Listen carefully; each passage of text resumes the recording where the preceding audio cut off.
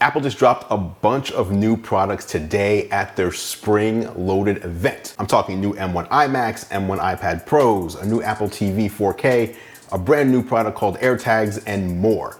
Now, I'll be doing videos covering the new products, so be sure you subscribe so you don't miss them. In this video, let's start off with what a lot of people thought was the big one. It was probably a toss-up between the iPad Pro and the iMac, but since the iMac got a whole new redesign, it was definitely the talk of the event. So, here it is.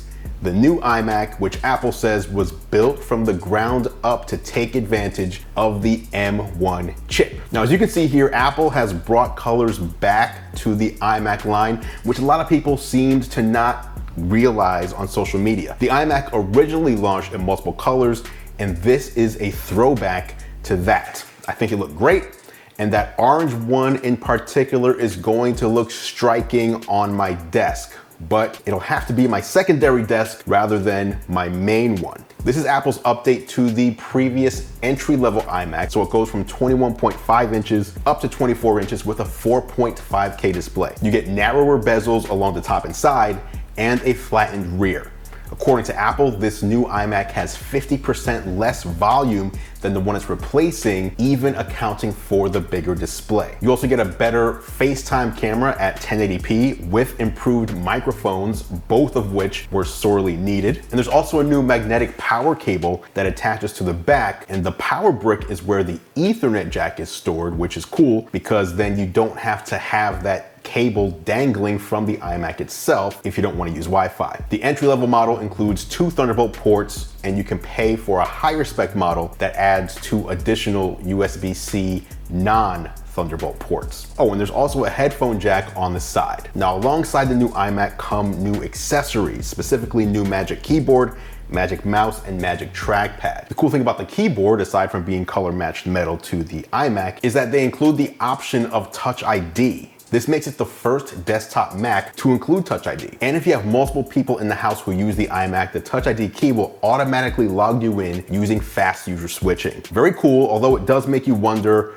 why they didn't just include Face ID instead, since the camera is built into the iMac itself. Now, will I be picking up one of these? For me, that's hard to say. As I mentioned, if I did, it wouldn't be to use as my main computer that I use here in my office. I currently use a Mac Pro and have several Thunderbolt 3 devices connected to it. As great as the M1 chip is, and don't get me wrong, it's fantastic, there are 2 limitations that I don't know that I'd be able to get over for my main workstation. First, due to the architecture, M1 only supports a maximum of 2 Thunderbolt ports. So if I was replacing the machine I use now, I would need a minimum of 4 Thunderbolt 3 ports. Second, M1 Macs max out at 16 gigabytes of RAM and 2 terabytes of storage. Now, in contrast, here on my Mac Pro, I did go overboard. I've got 768 gigabytes of RAM, but obviously I can get away with way less than that. I would need a minimum of 64 gigs though. And as for storage, I do like having a lot of internal storage on my machines. I would need a minimum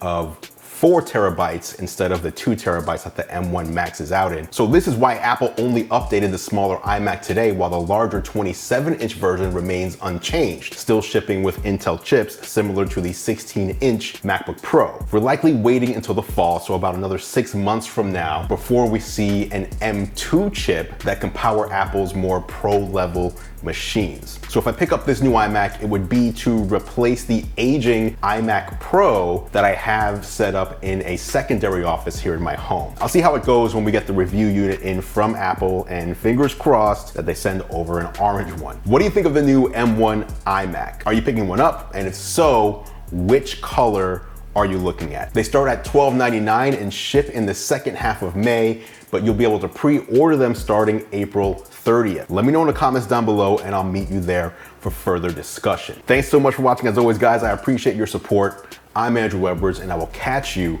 in the next video.